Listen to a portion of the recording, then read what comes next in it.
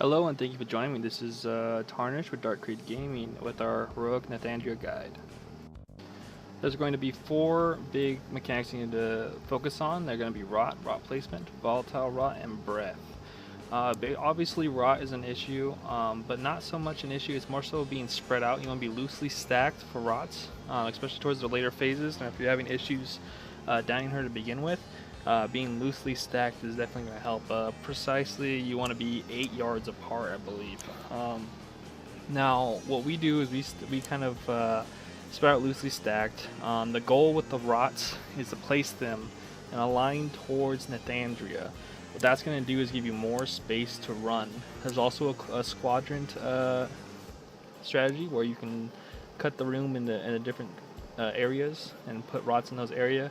But ultimately, to set yourself up for success with Mythic version, I suggest just focusing on rot placement. And obviously, you do want them put in a logical space in a logical order. So, like I said, we try and draw lines to the boss as much as we can, and give ourselves as much space as we possibly can.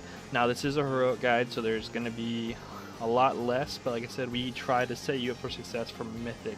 So with that being said, we definitely want to be putting those rots in our line towards the boss and giving yourself as much room as possible.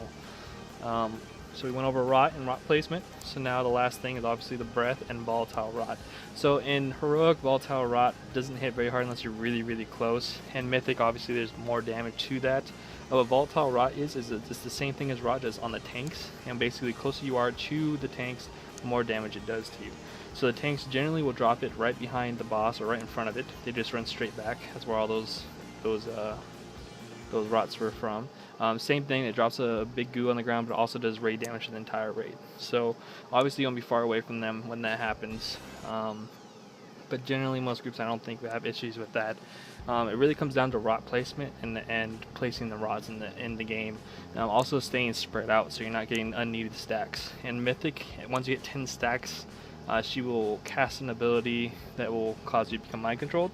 So it is a good practice to try and control your stacks. But that's really it for heroic. It's rot placement. Obviously the breath is bad. Don't stand in breath. Which in Mythic I know we ran into a big issue, and I'm sure in heroic you will as well, where she will target the same person that's dropping rot with breath. Just be mindful and always watch when you're running rots. And that's really all I can tell you for now.